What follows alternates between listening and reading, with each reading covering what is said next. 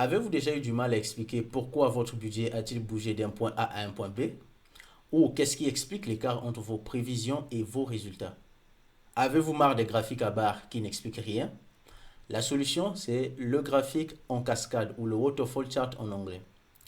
Bonjour, je suis Brady Bouya, ingénieur statisticien économiste, et dans cette vidéo, nous allons apprendre à créer un graphique en cascade sur Excel.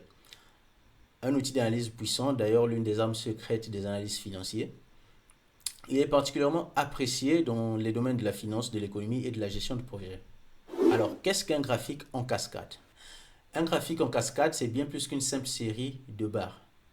C'est une visualisation qui montre comment une valeur initiale est impactée par une série de changements ou de facteurs intermédiaires, positifs ou négatifs, pour arriver à une valeur finale. C'est un outil narratif et visuellement très puissant. Les barres qui montent généralement en vert sont des effets positifs et celles qui descendent, donc très souvent en rouge, sont les effets négatifs. Et selon l'épaisseur des barres également, vous pouvez juger du niveau de l'impact. C'est très simple et intuitif. L'objectif de cette vidéo est de vous montrer comment créer, paramétrer et surtout analyser ce graphique sur Excel. Dans ce cas pratique, on analyse le géant Apple. On entend souvent dire que l'iPhone s'essouffle ou que les services explosent. Mais qu'en est-il réellement? Pour cela, rien de tel qu'un graphique en cascade pour voir comment les ventes d'Apple ont évolué d'une année à une autre. En l'occurrence ici, de 2023 à 2024. Alors pour ce faire, nous avons extrait les données des états financiers consolidés d'Apple. C'est public et vous trouverez les références nécessaires en description de la vidéo. Donc ici, nous avons les ventes réalisées en 2023 et là, les ventes réalisées en 2024 et tout cela par catégorie de produits. Alors pour construire notre graphique, nous avons besoin d'arriver à ce tableau où ici, nous avons la valeur de départ. Nous avons ici une valeur de départ. Nous avons ici les valeurs intermédiaires, les facteurs intermédiaires qui ont affecté cette valeur de départ pour aboutir à cette valeur finale.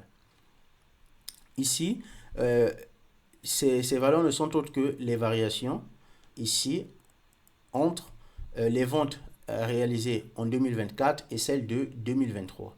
Et c'est ce qu'on fait pour chacun des produits, pour chaque catégorie des produits. Ici, juste pour les besoins d'analyse, nous avons mis les écarts en pourcentage, mais c'est ce tableau-là que nous allons utiliser pour aboutir à notre graphique en cascade. Donc, après avoir sélectionné ce tableau, nous venons ici dans Insertion. Ensuite, nous venons ici à insérer un graphique en cascade. Nous le sélectionnons et ensuite nous cliquons ici. Et voilà notre graphique en cascade qui apparaît.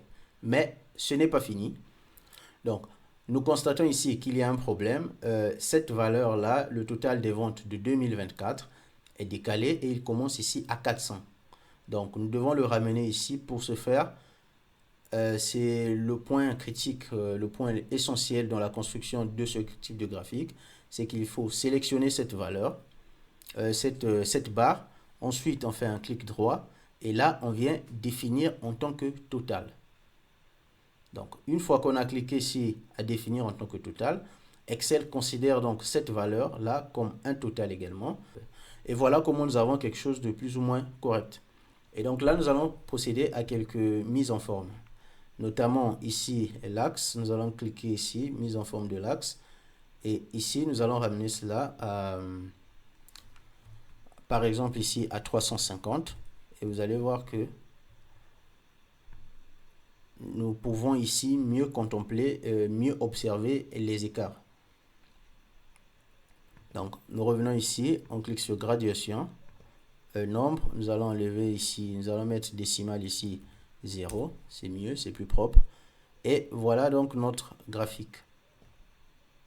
Un petit conseil de mise en forme avant de passer à l'analyse. Selon votre version d'Excel, la gestion automatique des couleurs du graphique en cascade peut être un peu capricieuse. Comme c'est le cas sur mon post aujourd'hui. L'objectif de cette vidéo n'étant pas de faire un tutoriel complet sur le design, mais pour un rendu professionnel, je vous recommande vivement de suivre cette convention visuelle. Donc, vous mettez vos hausses en vert et vos baisses en rouge Et pour les totaux, donc le pilier de départ et le pilier d'arrivée, ça peut être en bleu ou en gris ou une toute autre couleur. Ou une toute autre couleur. C'est le standard en finance. Cela permet en fait de lire la performance de l'entreprise en un seul coup d'œil sans même regarder les chiffres. Qu'à cela ne tienne, n'oubliez pas que l'important c'est que la cascade raconte une histoire, même si vous avez décidé de prendre d'autres couleurs. Alors en ce qui concerne les variations, on observe ici que l'iPhone a légèrement augmenté, mais bon, quasiment 0%. Euh, le Mac, on observe ici une croissance de 2%. Et en revanche, au niveau de l'iPad, on note au niveau de l'iPad une baisse marquée de près de 6%. Au niveau des accessoires, on observe un déclin où ici on a la plus grande baisse, la plus grosse baisse du graphique qui est de l'ordre de 7% du graphique ou du tableau en tout cas, qui est de l'ordre de 7%. On peut l'expliquer par une concurrence plus forte sur les écouteurs sans fil et un cycle de vie plus long pour l'Apple Watch. Les gens gardent leurs accessoires plus longtemps. Et enfin, ici, au niveau des services, on observe une explosion. On a une croissance de près de 13%. C'est probablement le pivot stratégique d'Apple. Transformer chaque détenteur d'iPhone en abonné récurrent. C'est cette colonne en tout cas qui sauve la croissance globale du groupe au niveau de l'année 2024. Alors pour conclure, si on regarde bien notre graphique en cascade, on observe ici une transition vers les services. En effet, sans les services, la croissance la croissance d'Apple en 2024 aurait été négative. Le graphique montre que même si ici l'iPhone s'essouffle un peu en croissance, les services en tout cas sont en train de prendre le relais. Apple n'est plus seulement un vendeur de hardware, c'est devenu une entreprise de services qui utilise ses propres produits comme des portes d'entrée. C'est stratégique. Les services ont des marges beaucoup plus élevées que les produits physiques. Notamment, les services ne demandent pas forcément des stocks ni d'usines. On voit ici que le graphique en cascade est l'outil parfait pour expliquer l'inexplicable.